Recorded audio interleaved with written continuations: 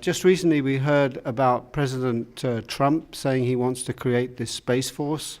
What exactly does that mean, and should we be worried about that?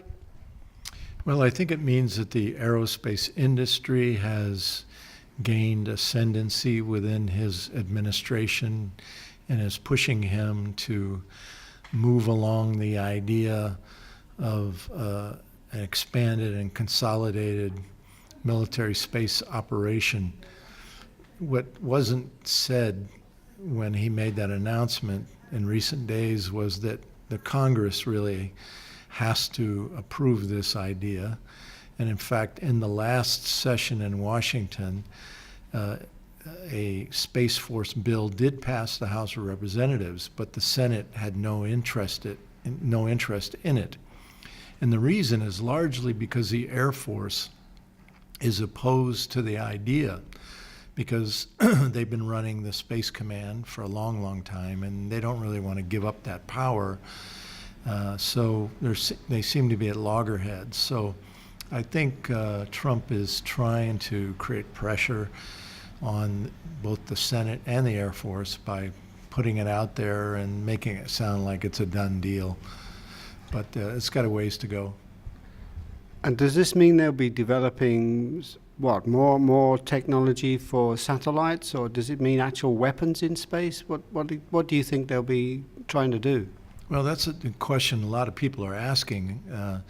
So far, the response of the Air Force has been, we think we need to harden our satellites.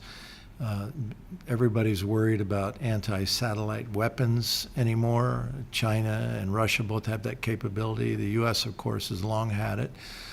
The idea being that during times of hostility, one country could blind or take out another country's satellites and then really be able to win a war, because everything that the Pentagon does today, everything Russia and China do militarily, are directed by space satellites.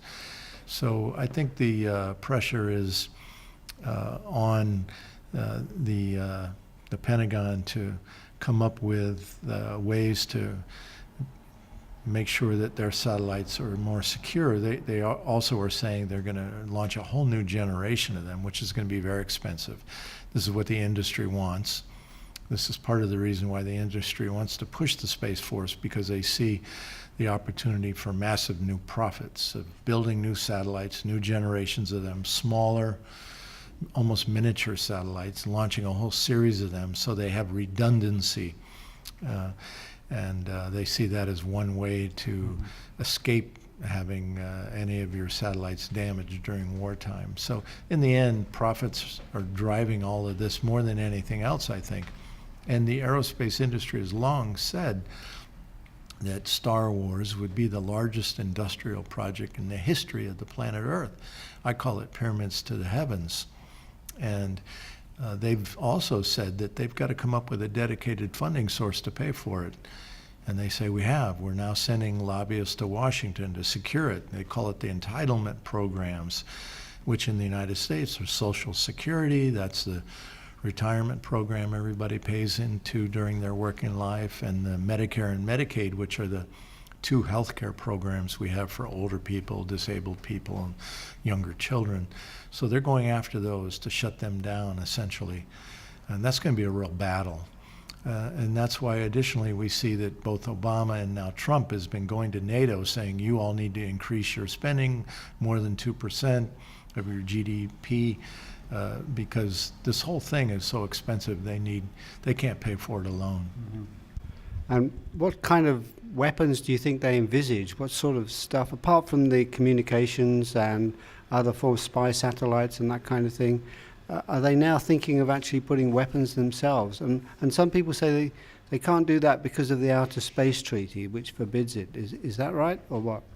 Well, the Outer Space Treaty said you can't put weapons of mass destruction in space. That meant, in 1967, that meant nuclear weapons, either blowing up things in space or being fired to the Earth below. But annually at the Space Command, they have a computer war game where they practice a first strike attack on Russia and China. And in that, I've read reports of it in Aviation Week and Space Technology magazine, where they have a military lawyer sitting next to them, next to the computer, and they turn to the lawyer and they say, if we use the military space plane that's shown that it can stay up in orbit for an entire year at a time, would have the capability of flying down, dropping an attack, can we use that? Or would it violate the Outer Space Treaty? And the lawyer says, oh, it's a weapon of selective destruction, so therefore it falls outside of the treaty. Or in the case of the space-based laser that at one time they were thinking of developing, powered with nuclear reactors, firing laser beams, hitting other satellites or hitting targets on the Earth, could we use that?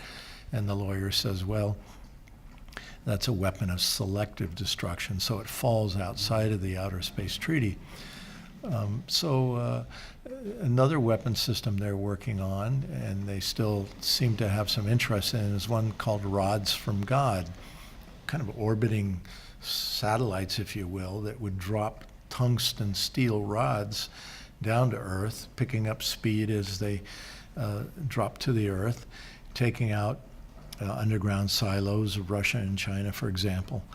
That would also, they would say, was a weapon of selective destruction. So none of these theoretically would violate the Outer Space Treaty, but this is why Russia and China have been going to the UN for many years, saying we need to expand the present treaties. We need a new treaty that covers all weapons in space, but the US and Israel have been blocking the development of that treaty at the UN for a long, long time. Mm-hmm.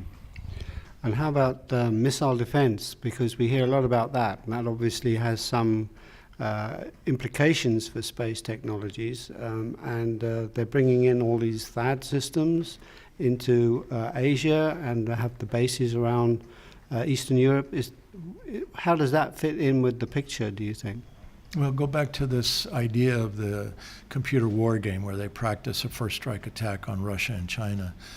After the U.S. launches that, tries to take out Russian and Chinese nuclear capability, they have some number that are remaining, let's say, that are not taken out in the first strike. And so they then would fire them in a retaliatory strike. This is what happens in the computer war game. And so it's at that time that this so-called missile defense is used, which is a shield to be used after the first strike sword lunges into the heart of Russia and China. And so missile defense then is a key element, in fact, of first strike attack. So Russia and China, knowing that, have been saying for a long time now, hey, wait a minute, we can't afford to give up our nuclear retaliatory capabilities, so forget about disarmament negotiations, nuclear disarmament negotiations, as long as the United States is deploying missile defense on land and on ships. Where I live in Bath, Maine, destroyers are made, Aegis destroyers that are outfitted with one version of this missile defense system. There's various layers of it, various technologies.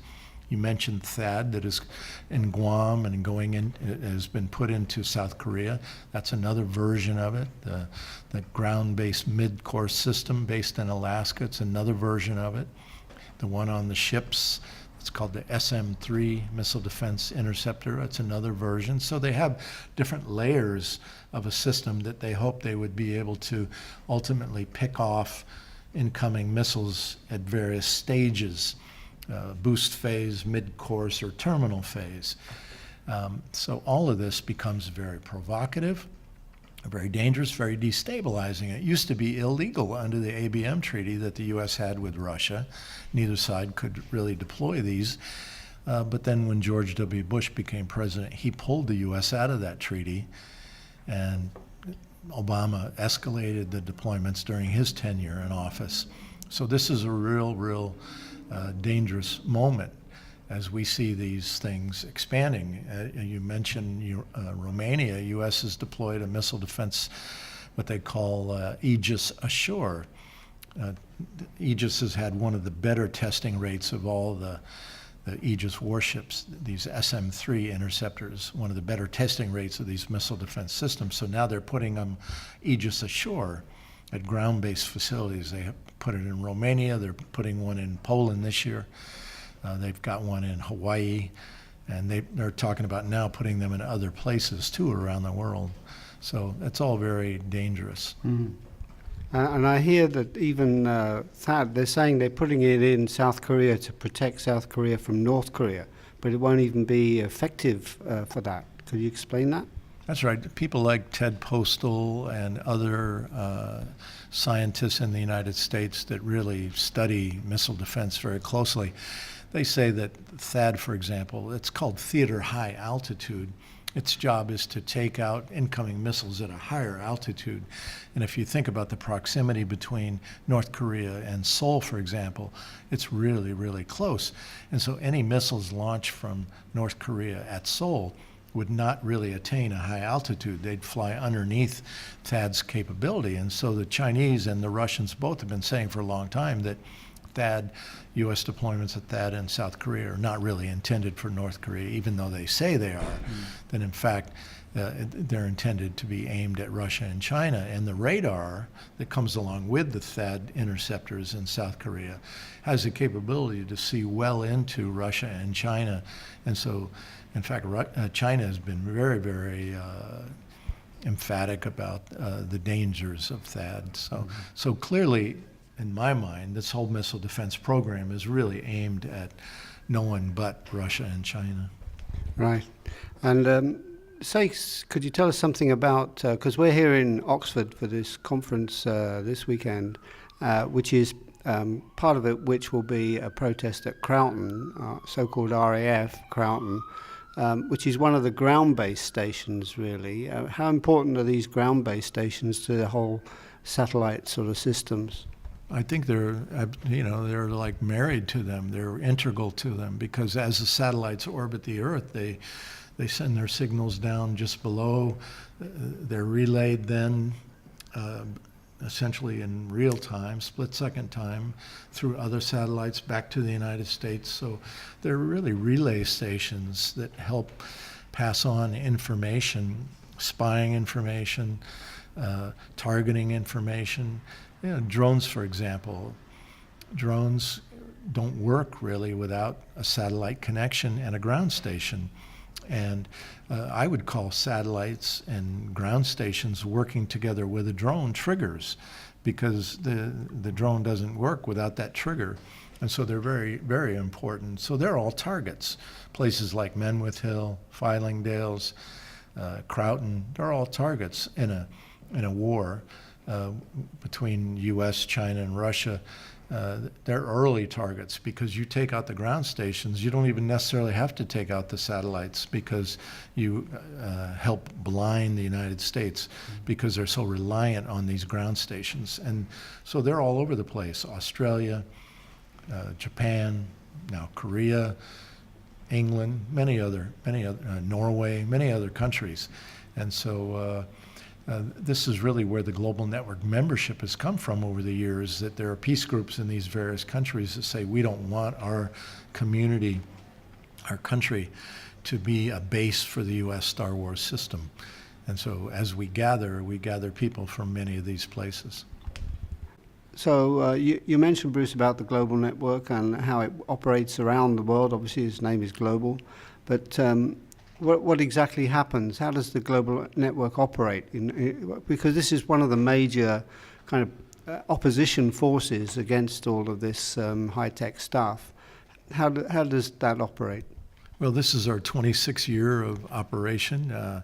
We were always clear that this thing was getting bigger, faster, this whole weaponization of space, militarization of space, and most people don't know anything about it. Even people in the peace movement don't really know much about it. And so we wanted to increase the understanding of the issue amongst people all over the world, first within the peace movement, then even beyond that too. And hopefully over time create a constituency around the world who then can speak out in opposition to this new arms race, what I call pyramids to the heavens, that would be so expensive and so dangerous to us because we've got to look at space as an environment that needs to be protected. There's so much space debris and space junk orbiting the planet that if there was ever an actual war in space, there would be so much more space junk created that we would literally be entombed to the planet. We wouldn't be able to get off the planet. So it's always been our drive in the global network to increase this understanding and build this constituency. And it's slow going because, you know, most people, they're working on trying to stop a war, they're trying to stop a particular weapon system, and here we come along with all this new bad news, and many people, I think, are intimidated by it. Oh, it's high tech, you got to be a rocket scientist to understand it, but I don't think you have to. I think it's just a matter of common sense, understanding the dangers involved. And, you know, we're not asking anybody to drop what you're doing and come work on our thing. What we're saying to people is begin to see how space technology fits into your existing peace work. You know, if you're working on Yemen and you're talking about drones, how does space technology enable those drones? If you could just begin to talk about that, then you help expand the level of understanding amongst people. And also, again, the sheer cost of it all. The pressures on England and other countries in NATO, for example, are enormous to increase their contributions toward that program. The Pentagon says that every time a NATO country buys new technology, it has to be interoperable with the U.S. program, which means it all has to fit into the U.S. space technology program, with the U.S. in charge of the tip of the spear. So other countries, they might buy into the program, but they're not going to really have decision-making over it and that kind of thing. You know, when the U.S. was bombing Yugoslavia during the Clinton administration, after the war was over, I was reading in space industry publications that NATO members were really angry with the U.S. because their planes were bombing Belgrade, but they were not given any of the intelligence and reconnaissance information about what targets they hit. The U.S. kept all that separately and wouldn't share it. So the U.S. wants other countries to help pay for the program, help be part of the program, but the U.S. doesn't really want to share the power and the decision-making and the control over the program. Mm-hmm. And we hear a lot about cyber warfare and, you know, computer hacking and stuff like that. Is that all connected too? There's some connections there, I guess. Yeah, I think so. I think cyber really came about when they began to really take seriously the dangers of space debris, recognizing that if we just go up and blow up other countries' satellites, we're going to make space unoperable for everyone. And, you know, all of our economies have become so dependent on satellites for cell phones and banking and, you know, television, radio, everything, you know, internet. And so that's when they started thinking, well, maybe we could immobilize an enemy's satellite using cyber technology, you know, just hacking into it, shutting it down while we're doing our first strike attack, and we don't necessarily have to blow it up. So I think cyber came as a response to this reality of space junk and space debris. But in spite of that, they still talk about, you know, having war in space, you know, and they say it's inevitable, it's going to happen. So they have a real intellectual disconnect over this whole thing. But yeah, cyber, I think, has really come out of this this reality.